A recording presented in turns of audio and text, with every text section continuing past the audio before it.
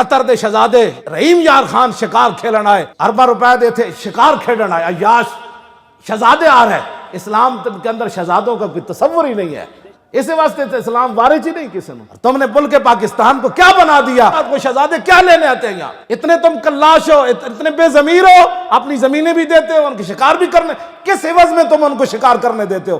ان حالات میں شکار کرتے ہو کہ جب پوری امت مسلمہ برباد ہو گئی اور تم عیاشیوں میں یہاں شکار کرتے ہو۔ وہ عیاش آون پاؤنڈ اپنے ڈالر لے کے تو تسی انہاں واسطے اپنی زمینیں کھول دیں دے۔ جی شہزادے کس بات کے ہیں؟ شہزادے عمر بن عاص کے صاحبزادے نہیں تھے صحابی رسول کے؟ انہیں غریب نے ڈنڈے مار دیتے، حضرت عمر نے مدینہ پاک کی طلب کر لیا تو سامنے آئے تھے، فرمایا اس نے کیوں مارے تینوں ڈنڈے؟ کہندا سی میں گورنر دا پتر ہاں، تیرا گھوڑا اگے کیوں لگیا؟